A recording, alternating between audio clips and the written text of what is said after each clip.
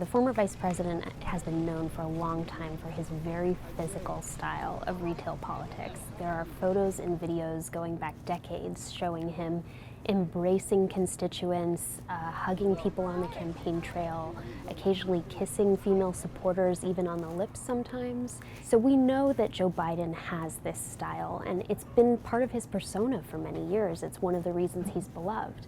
Since late March, things have been different. People have been looking at Joe Biden's interactions, particularly with women, in a new light. And that's because a Nevada state legislator, former Nevada state legislator named Lucy Flores, came forward with her own allegations about an encounter she says happened between them in 2014 that made her feel quite uncomfortable. Out of nowhere, I feel Joe Biden put his hands on my shoulders, get up very close to me from behind, lean in, smell my hair, and then plant a slow kiss on the top of my head. Since Lucy Flores' piece came out and became a kind of national controversy, Joe Biden put out his own statement in his own words. He said that he never intended with any of his behavior to make anyone feel uncomfortable. He's very clear, and all of his aides and his supporters want people to know that they feel that his intentions are pure, that his character is good. Biden's statement, in his own words, used slightly stronger language than his team had in the past. He talked about how he's ready to listen to women's own experiences.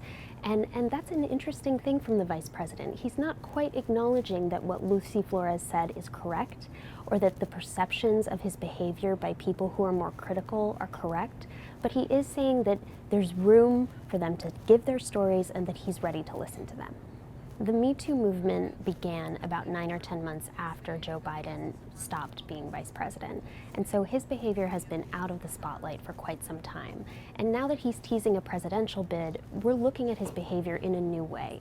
And he's not the only one who's having to deal with situations like this and to confront allegations against him.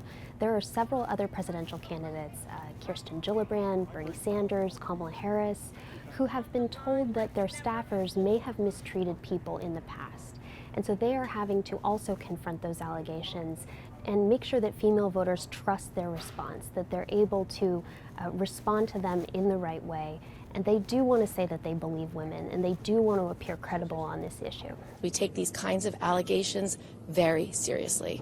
What they experienced was absolutely unacceptable, and certainly not what a progressive campaign or any campaign should be about. The Democratic candidates are very concerned about differentiating themselves from President Trump on quote-unquote moral grounds.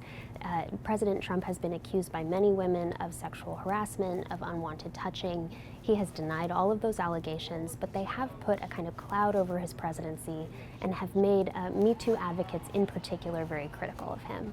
The Democratic field wants to make sure that voters see a very clear distinction between them and between the current president. That's part of their overall pitch, that the country needs change at this moment, and they feel like their record on running their own offices and indeed on their own personal conduct can help draw that contrast.